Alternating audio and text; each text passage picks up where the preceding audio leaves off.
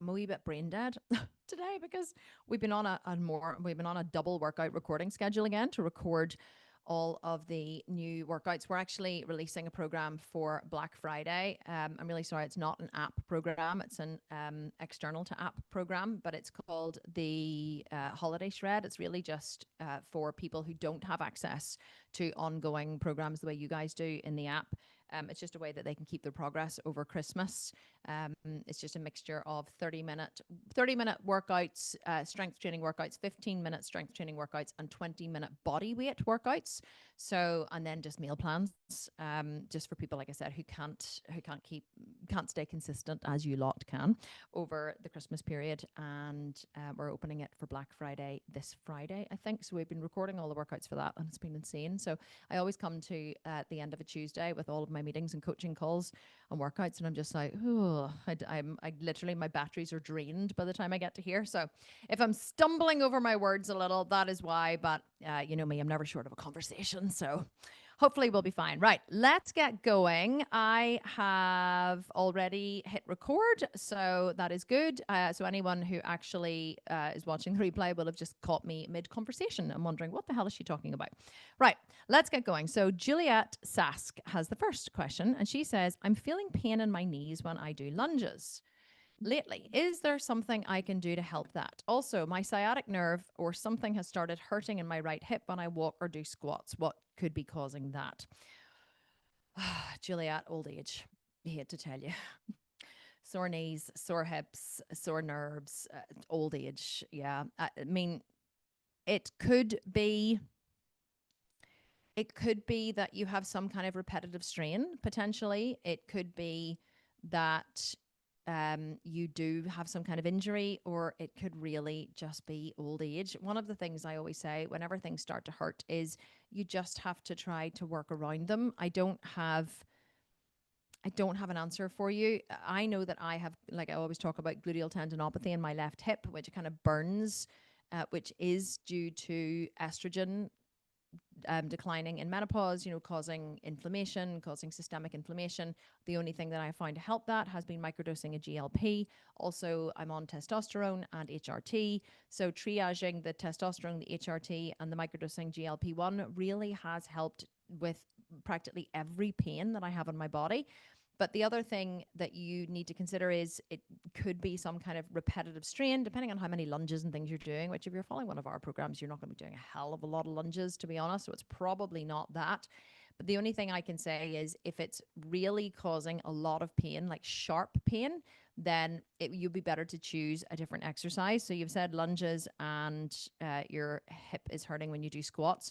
What I always advise people to do whenever something hurts is play around with the different angles, play around with foot placement, play around with angles, play around with angles of your knees, angles of your feet, play around with different types of squats. One of the things that you could be doing when squatting is high bench squats usually are a very good option for people who have knee pain. So that's where you place a bench behind you or a box and you squat down, touch it with your glutes, and then stand back up again. And the reason why high bench squats are really good is because they actually force you to really use your glutes properly in a squat. Many people in a squat, whenever they go down, they actually put a lot of pressure on their knees because of how they descend. So as they go down, they tend to almost butt wink a little bit. So they tend to drop their butt down and almost, curls under a bit, which just bounces all of the weight and the pressure into the knees. To stop doing that and to stop the knees from taking over, if you place a bench behind you, I'm not sure if you're doing the home program or you're doing the gym program, but if you're doing the home program, then absolutely you can set like a dumbbell on its side behind you, or you can put a low bench behind you, or just a higher bench or just a chair, and you can reach back and touch that with your glutes, and that will take a lot of the pressure out of the knees. That is one thing that you can definitely do, especially, and also with lunges. Again, you can practice doing the RDL variation of lunges that I give in all of the home programs. That's a really effective exercise. It doesn't place as much effort on the quads, unfortunately, but it is still effective. Make sure that you're not make sure you can play around with knee placement in lunges as well. So whenever you go down into a lunge, if you really push your knee forward at the bottom of the lunge, then you quite often find that it fully stretches and engages the quads and takes the effort off the knees. A lot of time it's just bad form causes these things. So really check your form. Make sure that you are energetically pulling both of your hips to the center whenever you're in a lunge. Quite often what will happen in a lunge is we'll twist our body to one side because that almost helps to make it slightly easier. But if you're twisting your body to one side in a lunge, then you're actually putting pressure on one side of your knee or the other. So you want to make sure that both of your hips are level and square in a lunge, that you've almost got a little tilt of the hips under, tucking the hips under, which really forces it out of the knees and out of the hips and puts it into the quads, the hamstrings, and the glutes where it's supposed to go.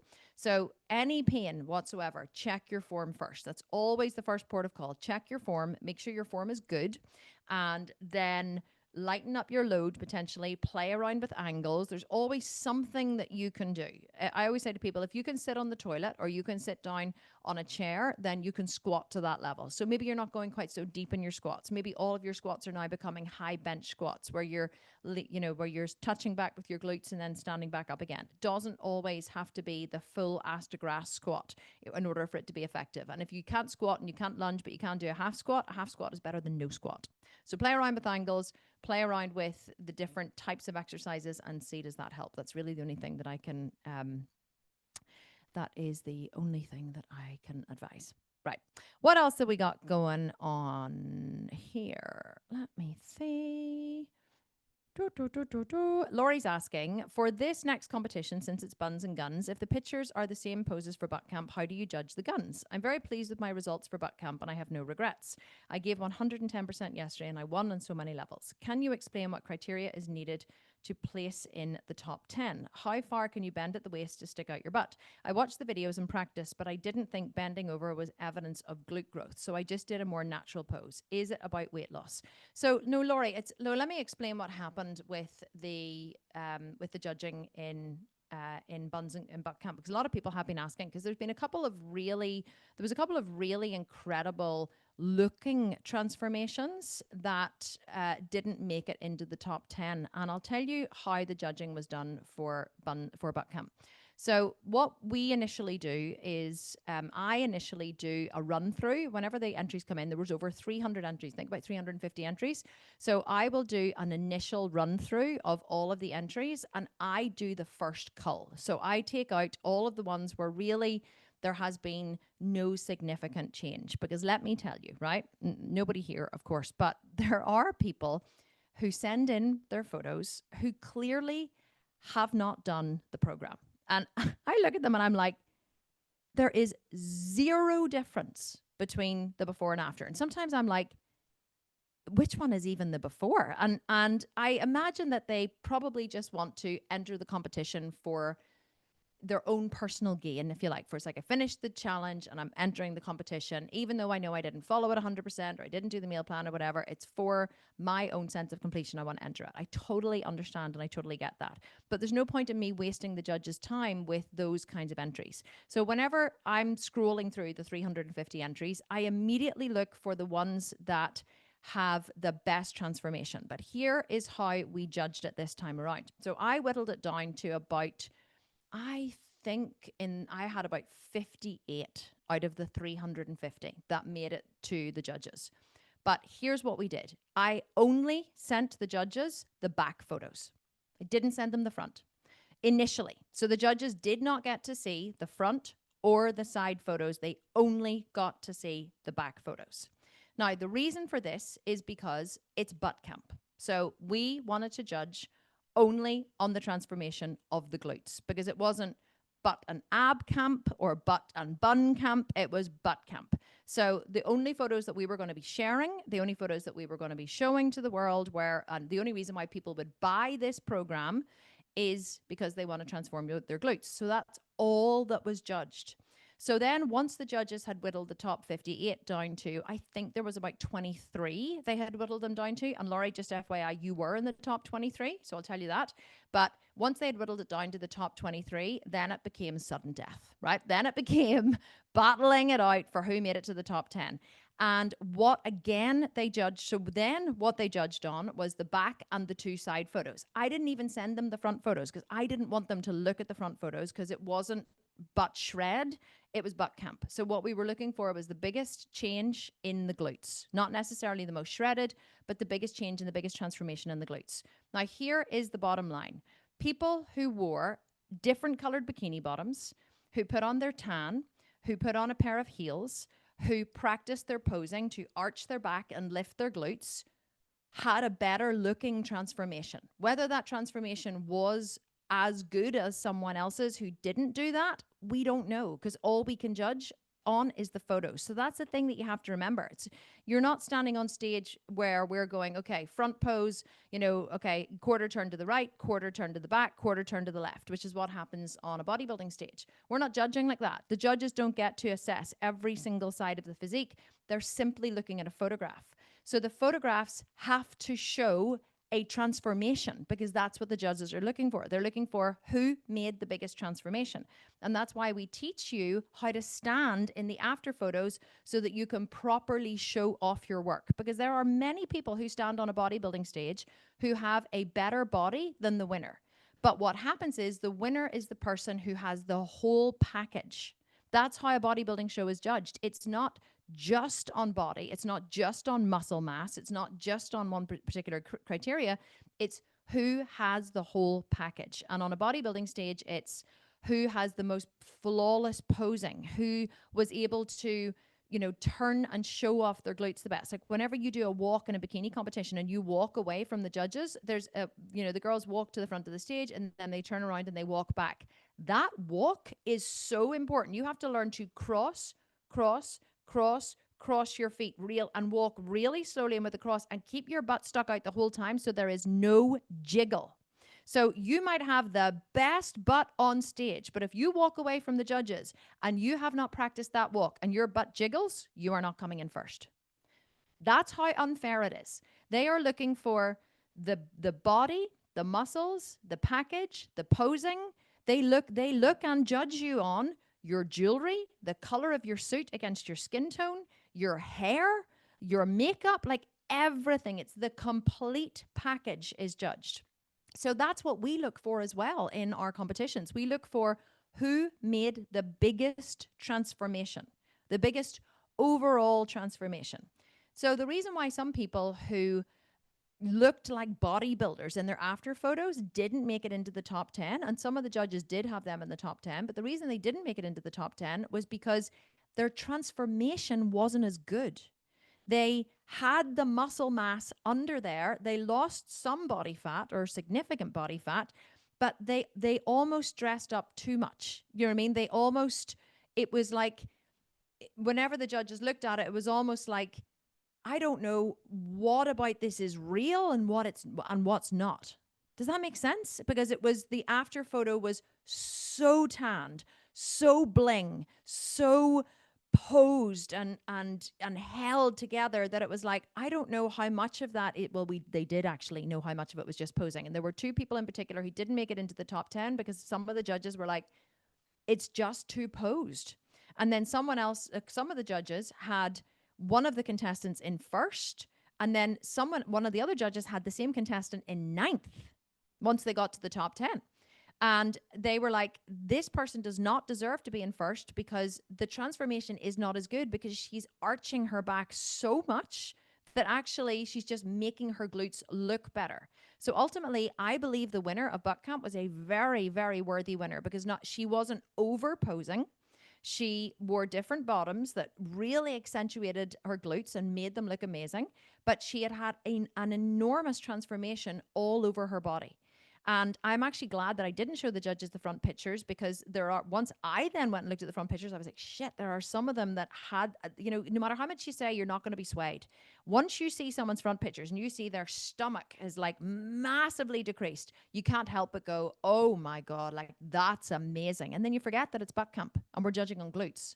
So they were judging predominantly on glutes. They were looking for the biggest transformation in glutes between the before picture and the after picture. And the responsibility really is on the contestant to make that transformation look as good as it can be. The judges aren't they don't have time as well. You have to think about it. They're looking through 58 or 350 down to 58, down to then 23, and then into the top 10 of these pictures. They're really only going to put through the people who have the overall package, and the overall package is, the that's not the tan and the makeup and all that kind of stuff. That isn't really part of the package, but it's like we want to see someone who has made the biggest effort, who has practiced the posing, polished the after photo, and made the biggest transformation. The glute transformation comes into it more than anything, as you can see, because the number one, she did really well. She put her hair up, she had tan on, but she didn't look like she was about to step on stage. She wasn't like super glam. She was glam enough that it showed she had made an effort, but what she did absolutely beautifully was show off her glute transformation. And her glute transformation was spectacular. Her glutes were lifted, higher, tighter. They just looked amazing. The underwear she chose was perfect. It was great. Now, did she actually make the biggest glute transformation? Well, it's hard to tell because, again, we're not looking at videos on this, we're not looking at people on a stage. We're looking at photographs. And so therefore, we can only judge what's in front of us. And that's the other thing that you have to remember. So with regards to your question about Buns and Guns, I actually answered this yesterday. I'm not sure whether you were on that call or not, but it was normally in Buns and Guns, the last time we did the Buns and Guns competition, we actually did get the contestants to do a side gun pose as part of their after photos. And so what we will do is we will actually send out an email to anyone going to enter the competition. We will create a 5th entry where you won't have that as a before photo, but it's fine. You won't need it. But you can do any pose in a 5th photo. And I actually was talking to Tasha about this, said this would actually be a really good thing to do. It's like, it's like the wild card almost. We're going to make in future competitions like a wild card pose where it's like put up any pose at all where you feel really shows off your body to its best advantage. And that'll be like the wild card pose. So it can be anything, any shot at all that you think really shows off the hard work that you've made. Because I know sometimes you can look at the after photos and go, these just don't reflect what I see in the mirror. Like I just don't look as good in these as I do, whenever I look in the mirror. And I totally get that. And that can be disappointing. So I think we're going to add in like a wild card pose where you can literally do any pose at all to show off your body. And if it's obviously Buns and Guns, then you're going to want to, you're going to want to show off your guns and your buns or whatever. So that's how I think it's going to be judged in the future. But it's always disappointing after a competition whenever you have given it 100% and you're like, well, why didn't I make it into the top 10? But I have to tell you, the jostling of the top 10, see to go from 15 to 13, see to get it down to 10, you're literally going through those pictures with a microscope. You're going through and you're going, there's always the ones like she's definitely in the top 10, without a doubt. There's always the ones that are there. And there's always kind of the top 3 are always very clear. They're always very clear. And then the other ones are kind of just, will she make it into the top 10 or will she not? But it's very difficult. It's really, really difficult. But that's why we have a point system. But let me tell you what else we do with the point system, because I know people are always interested. So we have 9 judges. And so what we do with the 9 judges is what the judges all there's a table, right? Once the top 10 is decided, the judge's name is on the left and there's a table then across the top with number, contestant 1, 2, 3, 4, 5, 6, 7, 8, 9, 10. So the score of the judge for their placing goes into the table. So let's say judge number one put contestant number 1 in 3rd place. Well, that would be a 3. Let's say they put contestant number 2 in 9th place. Well, 9 would go there. So they put in where they have them placed on the table. Those are then translated into points. So if you are placed in 1st place by the judge, you get 10 points. 2nd place, 9 points. 3rd place, 8 points, 7.6 points, right the way down to 1. So once that is done, here's the clinker. This is the fairest way to judge it. We actually borrowed this from how they judge diving competitions. So we remove the highest place and the lowest place for each contestant, because then you just have the median in the middle. Because what will always happen is there'll always be one judge, like I said, who'll have, so a lot of judges had, say, one contestant in 1st or 2nd, and then one judge had her in 5th and one judge had her in 9th. So what we do is we remove one of the 1st places and we remove the 9th. So we always remove the outliers, because the outliers can really sway the the result. And so we're looking for the median. So really, out of 9 judges, we're only taking 7 of the votes. And that is what creates, that's the fairest way possible to create the top 10. And that's how the top 10 is always decided. And then if 2 people tie, which they sometimes do, we look at, again, how many judges had them, first or second, how many judges had them in a higher placing. And let's say 4 judges had them at second and 3 judges had them at third. Well, then that person will go into second because more judges placed them second. So that's how we decide if there's ever a tie. So it's really the fairest way that we can do it. It is disappointing whenever there's a competition and you try your best and you give it 110%, you don't place. It's so natural to be disappointed, but it really is so difficult for the judges to decide on that top 10. But then once the top 10 is decided, they go away with all the photos, they mull over them, and there's no discussion over it anymore. They just put in their top 10 into the point system, and that is how the top 10 is then decided. But it's they definitely weren't looking for the person who posed the best. There was a couple of people didn't make it into the top 10 because honestly, their glute transformation just wasn't as good. We know that the muscle was there underneath and all they did was turn on the posing to make the glutes look amazing. But we knew that the glutes were already there beforehand and there hadn't been as big of a transformation. That's not to say that person hadn't really worked hard. They had, but we weren't rewarding hard work. We were rewarding transformation. So might then you say that someone who has, potentially more fat to lose will do better? Well, maybe not. No, because there was a lot of, lean girls in the top 10 this time who didn't have a lot of fat, but who actually had made really good glute transformation. So a lot of it comes down to luck and genetics as well. Bodybuilding, unfortunately, is a very subjective sport. It's not objective. It's not like you're doing a powerlifting competition or high rocks or marathon running. It's not like I came in on the fastest time, I squatted the most, I benched the most. It's not objective, it's subjective. You are at the mercy of 9 people's opinions of your body. And this, like, the Olympia is one of the benchmarks of this. You have 6 in the Olympia final, bikini final, you have 6 perfect bodies standing on stage, each of them deserving to win first place, but there can only be one winner. And so the criteria has to be, it has to be like, what are we looking for this year? And it's funny, the Olympia body shape changes year on year. Some years it's a slightly fuller body shape, like Angelica Teixeira, and then other years it's a much leaner body shape, like I can't remember the Brazilian's name, Lisa someone, but anyway, she was very, very, very lean, and they moved away from the fuller shape of Angelica into a much, much, much, what I would say, skinnier look. So again, it depends on what look everyone's into at the moment, and definitely bikini became skinny, skinny, skinny, skinny. So if you were a real skinny girl, well, you had much more of a chance of placing in the Olympia. It doesn't mean that you were the best in the world. It just means that your physique was the physique that they preferred at that time through preferences, and again, it's all objective. It's all subjective and based on personal opinion, but hopefully that helps to explain a little more. Let me just answer your thing about the bending over. So you're not bending over in showing off your glute shot. And if you looked at the winner, she did not bend over at all, but what she did do was arch her back. So she put on heels. The higher the heel, the more your glutes lift, FYI. So that's why they wear high heels on the stage. Once you lift your heels up, you automatically lift your glutes up. And then the only way you can stand straight is to arch your back. So what you want to do is you want to lift the glutes and then you want to arch your back. Now, here's the other thing. I do not have a naturally bendy back. I have a very inflexible back. Girls who have a very naturally bendy back do far better on stage because they can show off their glutes better because they can literally tilt their pelvises inside out.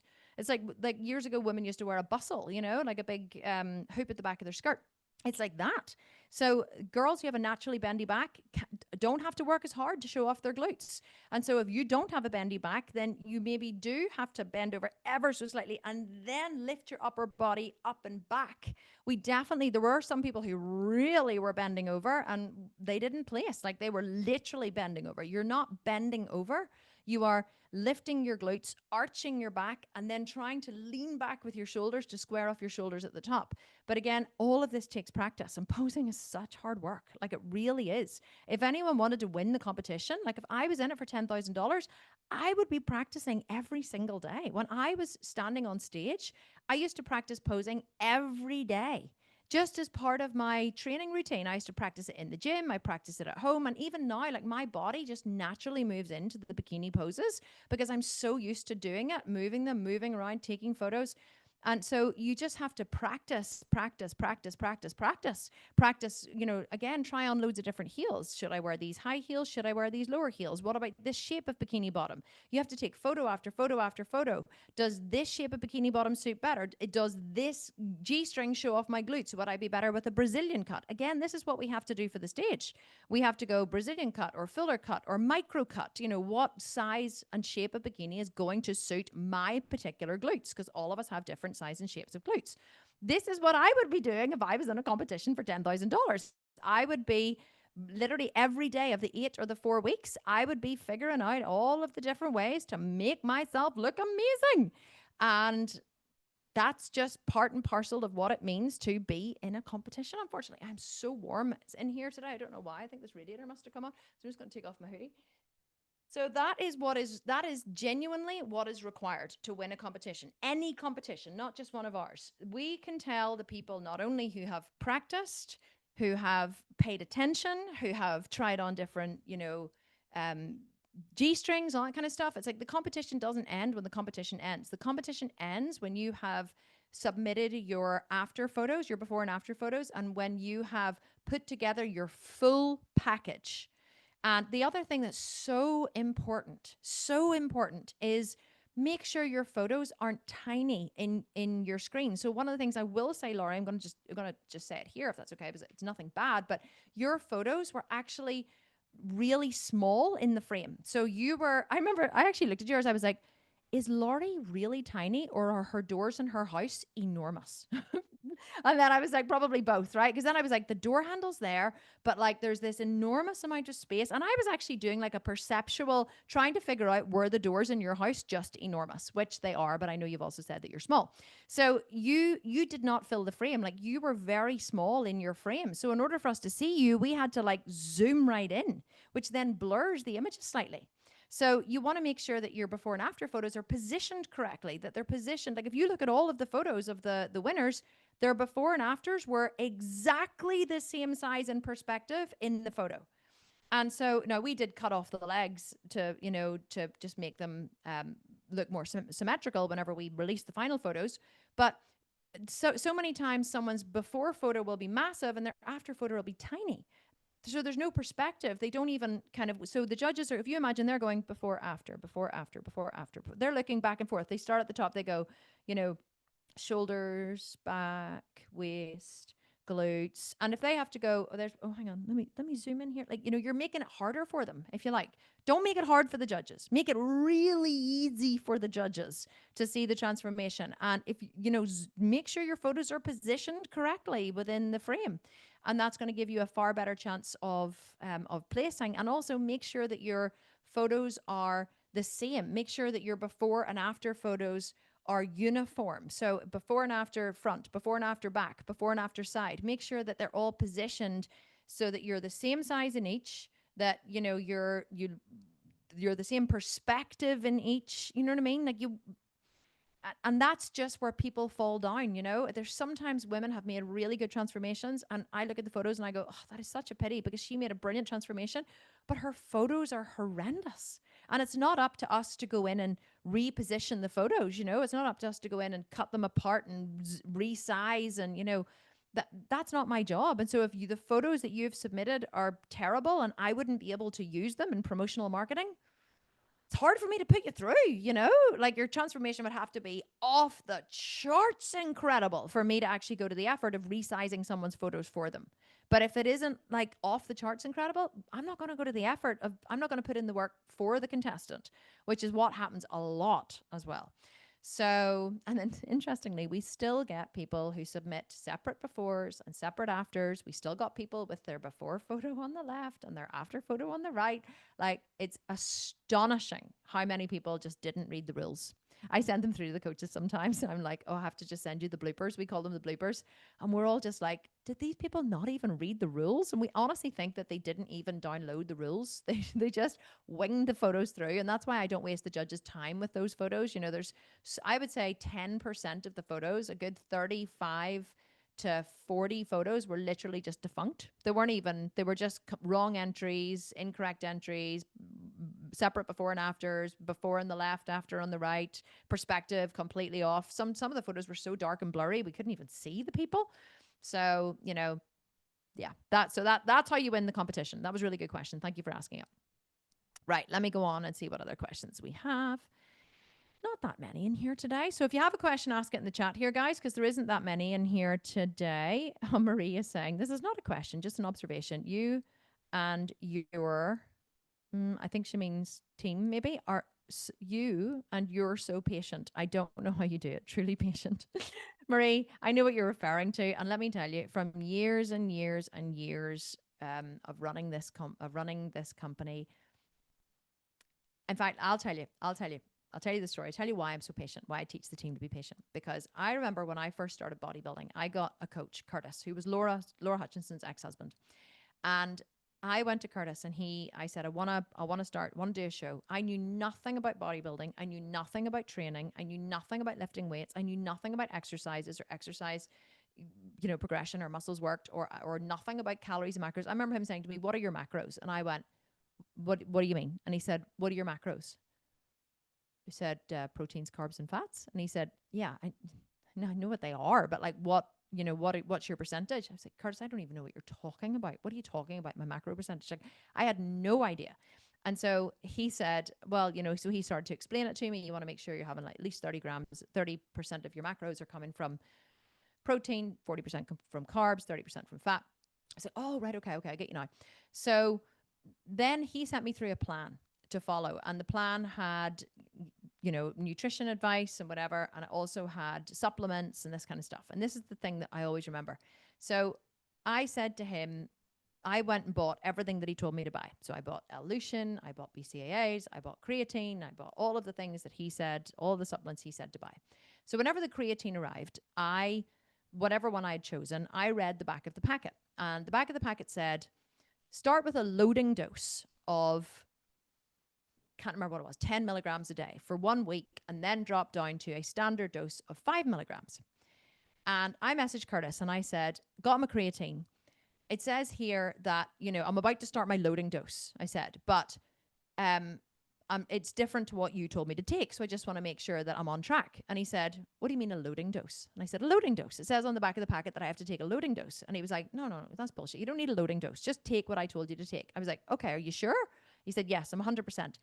And so I've always remembered that whenever people are asking me questions in the group and they seem like the most inane questions, I always remember that everyone is a beginner once. And you don't know until you know. And once you know, then you know, and you don't have to ask the question. But if someone's asking a question, it's because genuinely they don't know. And I always think back to that creatine example because I had no idea that you did not have to take a loading dose of creatine. I just read the back of the packet and the back of the packet said this. And so I decided to do it. And I had to ask Curtis all of the questions under the sun in the beginning. And I was like, I bugged him with constant questions because I was so eager to learn. And that's what I always remember. When people are asking constant questions, I just remind myself that they're super eager to learn. The more questions someone asks, in fact, the more annoying a person is with their questions, the better it is because it means that they really genuinely want to do better. Because someone with a lot of questions really wants to succeed. And if someone really wants to succeed, then it's my job to help them succeed. That's why I set up this company, was to help as many people as possible succeed. So whenever people have questions that are, seemingly crazy to the most, to other people, and it can be quite irritating in the groups to see the same questions come up again and again and again. But that's only because you as an athlete, I'm not talking to you, Marie, I'm talking to, just you, I'm talking, us in general, we as athletes have now moved on. We now have knowledge and we've moved on to like a level 2 or a level 3. But then whenever we start a competition, all of these new people come in and they're all at level 1. And so they're where we all were whenever we started. But you forget that because you've now moved to level 2.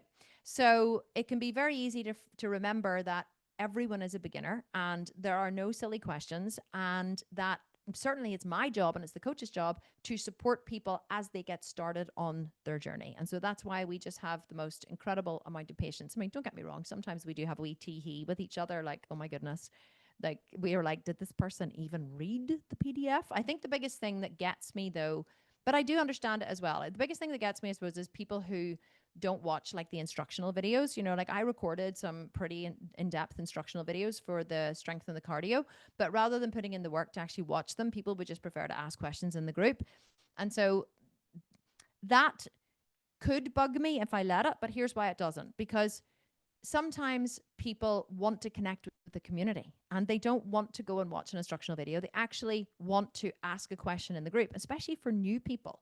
New people are quite shy when they come into a really busy group of people who seem to all know each other, which is the way it is in our Sculpted Vegan groups. And they, writing your first post in a new community, in a new group, whenever you are like so new to bodybuilding and new to weight training and new to everything, can be very, very daunting. And so you write your question and you don't want to seem stupid. And also Facebook groups, as you know, can be very nasty places and people can be very mean to each other. And I don't allow that to happen in my groups, but I'm sure people have been stung in previous groups where they ask a seemingly innocent question. And the next thing they're like, everyone jumps on them, and starts punishing them for asking this question. So I think that we have to give people some grace for, like not everyone watches the video. Not everyone, people are just excited. They want to dive right in. They just want to get started straight away. They look at the video, they go, oh my God, that's 55 minutes long. I really want to get started right now. So I'm just going to ask my question here so I can get started. So we just go ahead and answer the questions. But that's what happens with every single new group. But you just always have to remember that everyone is a beginner once. And it's my job to support them as they start and continue on their journey, and not my job to judge them in any way. And really, ultimately, I started this company because I wanted to help as many people as possible. And I don't judge the form in which that help is required. As many silly questions as they want to ask, it honestly brings me joy to answer them. I love answering questions. I love it when people are dedicated to this new journey and dedicated to bodybuilding and enthusiastic about wanting to change their body shape and start this new journey. Like there's nothing brings me more joy than, that's why I started the company. So I love the questions, but I hear what you're saying. I do know what you're saying. Okay, Sharon May. Hi everyone. Looking forward to starting Buns and Guns on Monday. Can I just ask? I'm guessing it's okay for me to do my follow along cardio on a rebounder. I just find it kinder on my joints. So Sharon, I'm going to tell you something which you're going to judge me for. I'm going to tell you anyway. I have no idea what a rebounder is. So I'm going to Google it now. What is a rebounder? Oh, it's a trampoline. Is that what it is? Is a rebounder a trampoline? Are they common? Is that so? How would you do cardio on a rebounder? How would you do follow along cardio on a rebounder? So I'm guessing you might. So I'm guessing you're thinking you're going to do like jumping jacks and like lunges and like so. Follow. Listen here. If you want to do your, who was it, Sharon? Sharon, if you want to do your cardio upside down on your head, clapping your feet like a seal, you rock on. I'm not going to stop you. You do your cardio anywhere, anytime, on anything. Because remember, done is far more important than perfect. And if the rebounder is kinder on your knees and you can follow along with the cardio while bouncing up and down in your trampoline, well, that to me sounds like a whole lot of fun. So please send videos. I want to see videos of you doing your follow along cardio on your rebounder. That literally sounds like the best fun ever. And if it looks really fun, I might even get one myself and give it a try. But put one here in the studio. I can see Amy on a trampoline. She would love that. Yes, fantastic. Of course you can. If you're able to manage it, then you rock on. Because remember, the most important thing about cardio is that your heart rate is kept consistently high. Your heart rate is kept at a certain, in the fat burning zone, that you have a thin film of sweat on you, that you are out of breath. Like that is the most important thing about cardio. It's for fat loss, not for building muscle. So if the rebounder makes it easier for you and you can, build up a sweat and get your heart rate up when you're doing it, then you rock on. Doesn't matter what cardio you do. I just created all the follow along cardios because they're fun. And although they're hard, you kind of have fun while you're doing them. And so it makes people show up and do them more because they're fun. So that's what I decided to do. But whenever I went full swing into changing the way I train into doing home workouts only, I decided to take out the one element that stops people from actually showing up and training their bodies. And that is that it's hard and there's no part of it is fun. You feel good afterwards, but you don't feel good while you're doing it. So I went on a mission to make it fun for people to train so that they feel good while they're doing the hard thing and they feel amazing at the end of it as well. And I really think that the formula is working because it's, people are literally becoming addicted to exercising, which is wonderful. And it's not that they're addicted to exercising, it's that, they're starting to become addicted to the fun and the laugh that we have during cardio during training. And honestly, they're getting better and better and better. See the ones Amy and I've been recording for the holiday shred. I make her now come into the camera and I'm like, Amy, come in, come in. She's like, she comes in, her face is beside me, and I am like wiping my armpit sweat on her, and I am, teasing her and having so much fun with her. And we are just vibing between us, and we're just getting more and more and more fun. And it's just, she's really coming out of her shell. She's being so much more vocal now. And you're all kind of witnessing, Amy, um, I guess, coming out of her shell a lot more and developing into a much more confident. Like Amy teaches fitness classes and she teaches yoga classes. Like she's not a wallflower. She's a qualified fitness and yoga instructor, but she just doesn't have this effusiveness that I have, which is good because then we balance each other really well. But she's definitely coming out of her shell and we're starting to make them so fun. I actually have so much fun training with her, so much more than I did when I was training by myself just with you guys. But now that it's Amy and I and you guys, like everyone's having so much fun doing the workouts and they're just getting better and better. And that's why I decided to change the training the way I did, because I thought I want to make the hard thing as fun as I can possibly make it, so people actually enjoy showing up to train every day. Because it's like, what is the crazy bitch from Ireland going to get up to today? Let me press play and see. So it's like, you always know it's going to be fun with me, you always know it's going to be different, and you know that I'm going to make you work really, really hard as well. So there was a point to this and I can't remember what the point was. I'm very good at remembering what the points were, but it's something to do with yeah, doing the hard thing. But anyway, I don't know what it was, but anyway, here we are. Right. Okay. Let's see. Do we have any questions? If you have a question, drop it in the chat. Juliet, thanks so much. I appreciate all the great tips and for answering my questions. You're very welcome. Let me say a few good mornings, everybody. I used to start by saying good morning all the time, and then I stopped for some reason. I'm really sorry because the questions got so busy. So we have Tanya here, and Salma, and Annie, and Lindsay, and Sharon, and Juliet, of course, and Tana. She says, help me find a bikini, Kim. Just try on loads of different ones. Look up online. Here's what I would recommend you do, Tana. Look up what bikini suits my glutes. And I bet you'll find like something on Google which will help you with the shape of the bikini. If you go onto Angel Competition Bikini's website, I'm pretty sure they have like a glute guide. Like if you're really tiny and skinny, then the micro bikini will actually suit you better. But if you're slightly larger and have, bigger glutes, then actually quite often a G-string or a thong doesn't look as good because it goes up the middle and then across the top. So it makes your glutes look more square. If you want your glutes to look rounder, sometimes you're better with a Brazilian cut. So if it comes up in a nice round shape, just think about how it's going to shape the glutes. It's like wearing a pair of pants. So if you have, if you're a pear shaped, you're actually better to wear a wide leg pant because they actually then skim your quite, wide hips at the top and then skim all the way down your legs. So wide pants are always better for a pear shape. But if you're really tall and really slim, then a slim or cigarette style or pencil type leg is going to be better for you on a pant. There's like different ways that you can dress to suit your body shape. If you have really wide shoulders, then you should never wear anything with shoulder pads. If you have a small waist, you want to nip yourself in at the waist. Like there's different ways that you can wear your waistlines. It's the same as bikinis.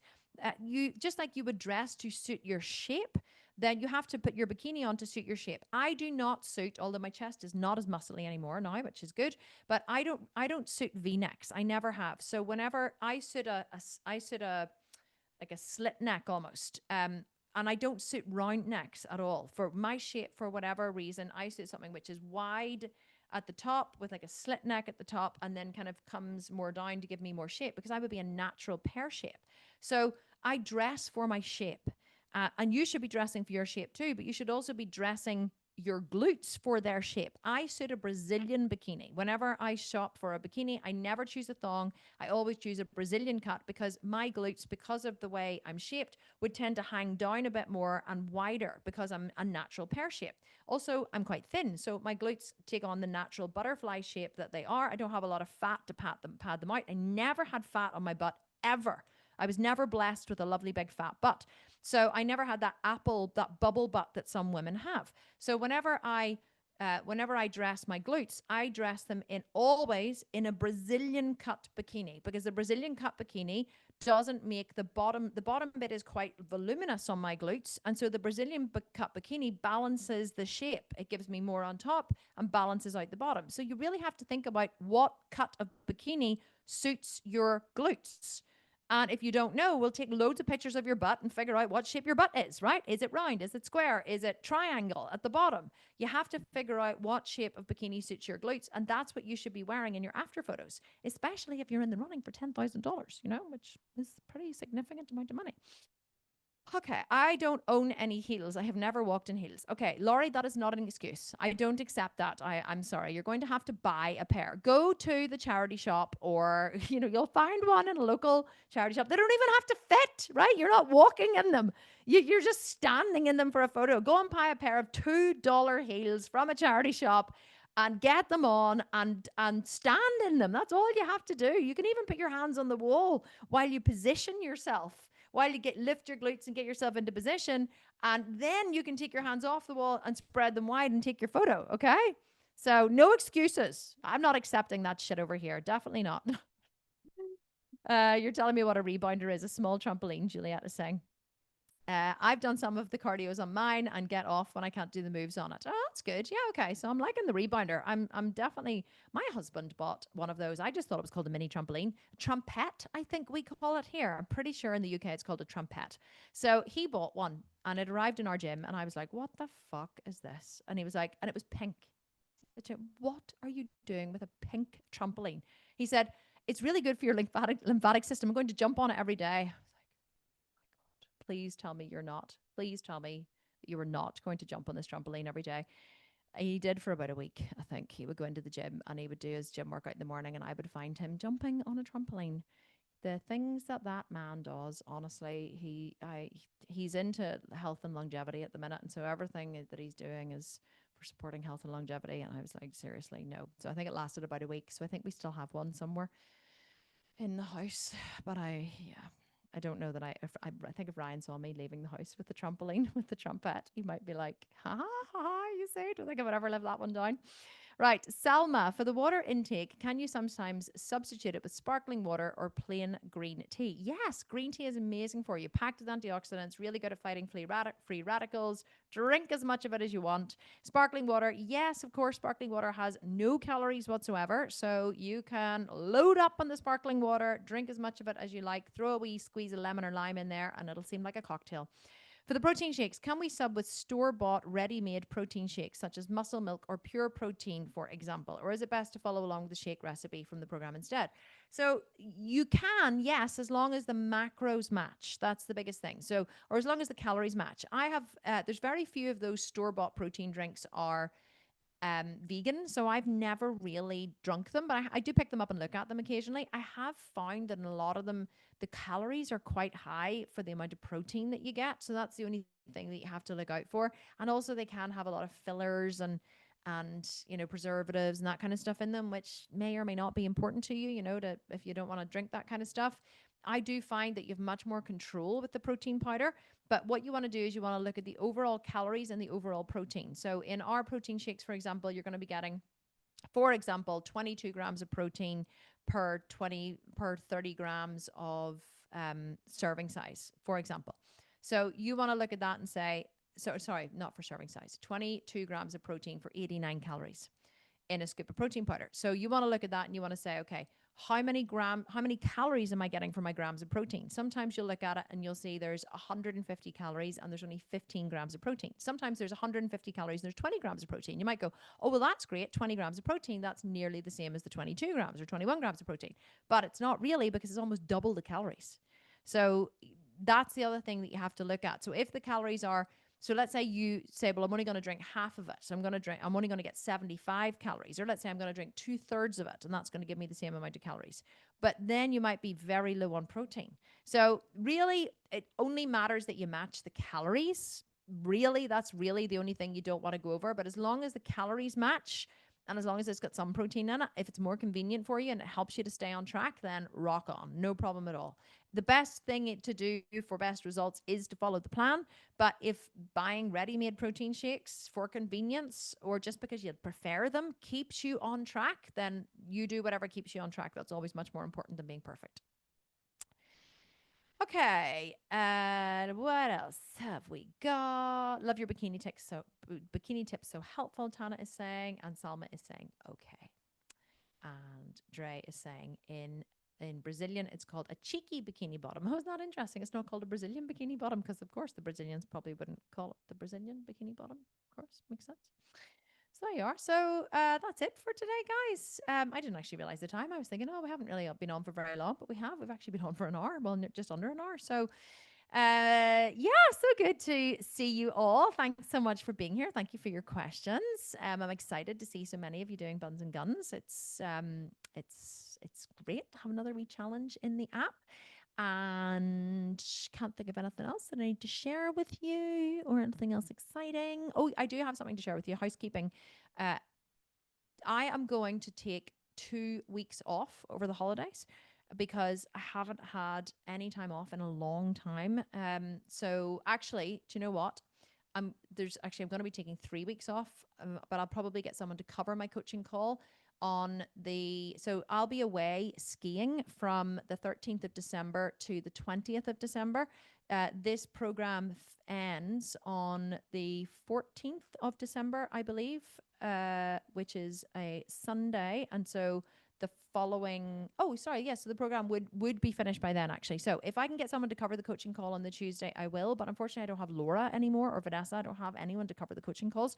So I may have to cancel that call, but I'll let you know about that. But I am going to take some time off over the holidays. I'm not going to be coaching the 2 weeks over the Christmas period. I'm not going to be coaching the 23rd.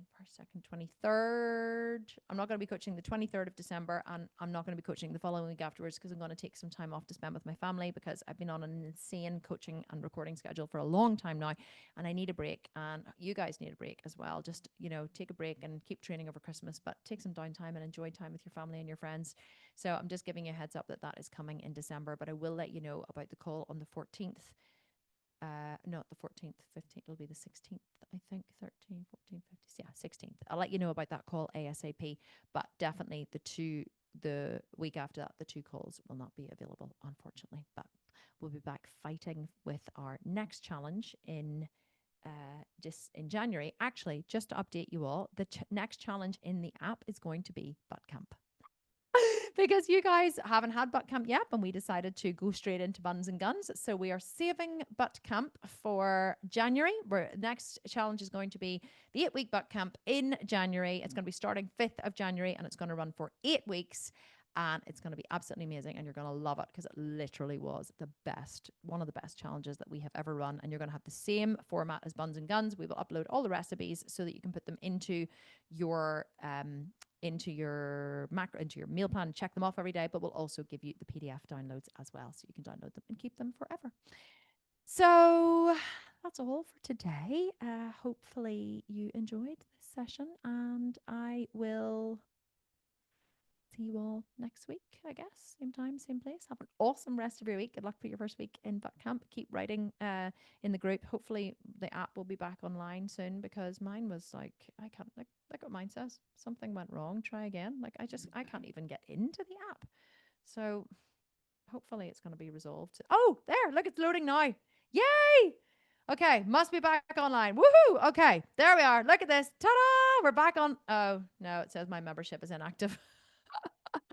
I'll have to go and try and get a membership to the app now. Anyway, hopefully yours is working. Mine is working again, thank God. But for some reason, it's inactive. So, yeah, I will catch up with you all later. Sending you big hugs and kisses. Thanks for being here. Enjoy the rest of your day. Okay. Bye, team.